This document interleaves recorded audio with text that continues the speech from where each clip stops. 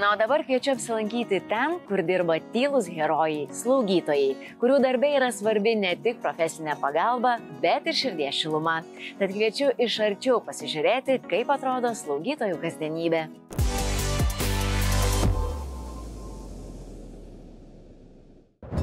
Viena gražiausių gyvenimo dalių – senatvė, kai galime atsigręžti atgal, įvertinti nueitą kelią ir tiesiog pabūti. Būtent tokia ramybės, pagarbos ir rūpesčio oazė yra senjorų namai Pušelė. Vieta, kurioje kiekviena diena alsuoja šiluma, gamtos artumu ir nuoširdžiu bendravimu.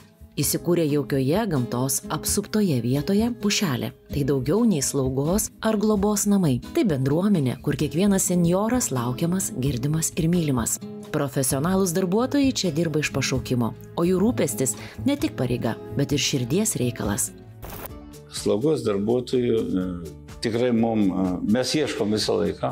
Mes, kadangi mes plečiamės ir jų poreikis visą laiką auga, ir poreikis auga ne vien tik nuo vietų skaičiaus išplėtimo, bet ir nuo to, kad kokie mūsų tie gyventojai atvažiuoja. Atvažiuoja kitasik labai silpni ir jeigu vienu tarpu atvažiuoja silpnesni, reiškia krūvis slaugytojams padidėja. Ir reiškia, vėl reikia papildomų žmogaus statyti. Ir čia yra problema ne tik mūsų namuose, visur Lietuvoje. Ir mes labai agituojam jaunimą, mes priimam vaikinus, ten merginas priimam, kurie baigė 10-11 klasę, kurie turi ten tėvų sutikimą, kad ateitų dirbti čia vasaros atostogų metu, kad pamatytų, koks yra darbas.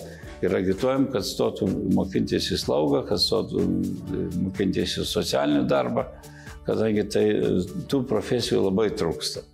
Kiekviena dar turi po 3 padėjėjas, kurios padeda higieną tvarkyti, maudyti, ruošti.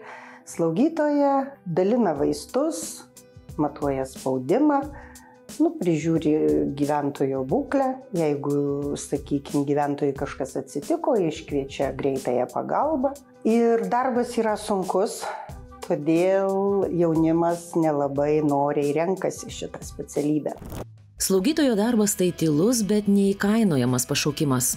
Profesija, kurioje kasdien susiduriama su iššūkiais, bet kartu ir su pačiais žmogiškiausiais momentais – rūpesčiu, atjauta ir pagarba gyvybei. Kad mylėtų žmogų, kad galėtų jam padėti, kad turėtų atjautą. Ko gero, dauguma tokių žmonių ir renkasi tokią specialybę. Atlyginimas nepamaišo taip. Savybių tikriausiai turi būti nemažai. Pirmiausia, tai turi labai daug turėti ir kantrybės, ir supratimo, meilės šitam darbui, atsidavimo. Ir man atrodo, kaip ir kiekvienam darbui, bet tu turi padaryti tą darbą, kaip tu moki geriausiai. Čia kiekvienas žmogus turėtų pirmiausia tai mylėti tą darbą, atsiduoti, gerbti senus žmonės, jiems padėti, turėti noro dirbti.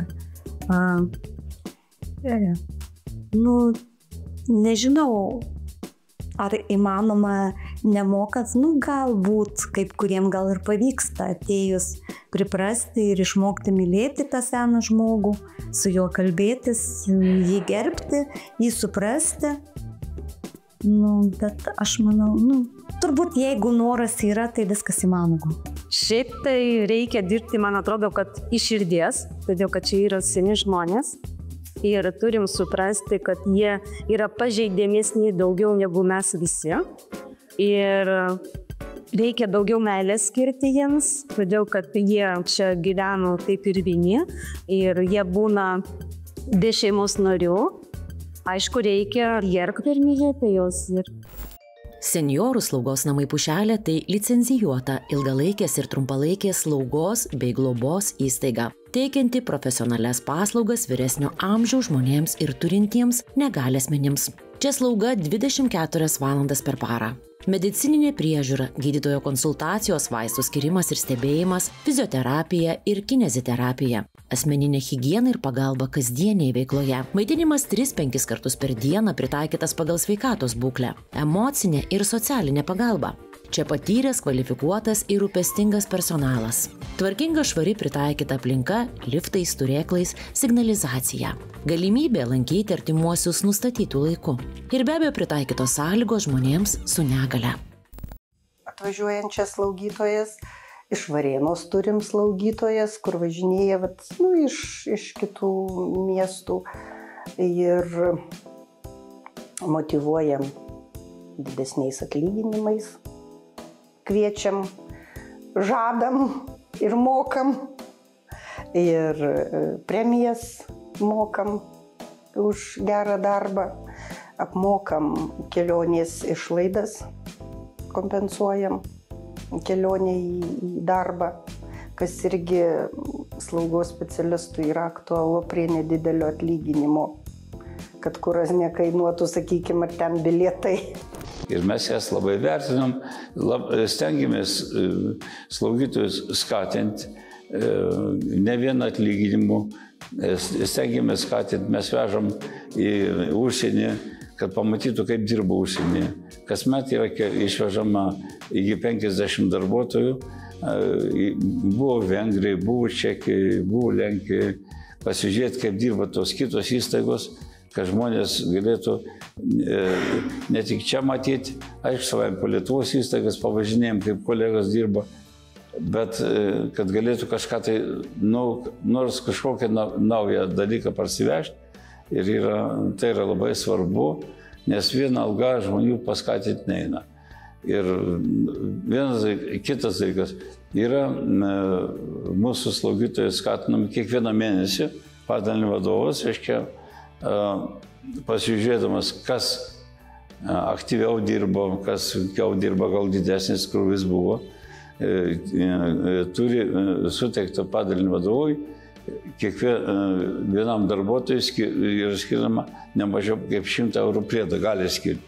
Reiškia, jeigu yra grupė 15 darbuotojų dirba, reiškia, padalinio vadovas gali 1500 paskirstyti, reiškia, tą priedą ir nebūtinai, kad visi gaus po 100, tai vienam gali 200, kitam 300 skirti, kitam nieko, jeigu jis nenusipelnė to. Taip mes gyvenam, labai stengiamės vertinti kiekvieną žmogų, labai džiaugiamės, kai jie ateina, kadangi jau iš apylinkių, matyt, ko gero, jau mes surinkom visus norinčius dirbti, jau reikės iš toliau dairytis, tai va tokia yra situacija.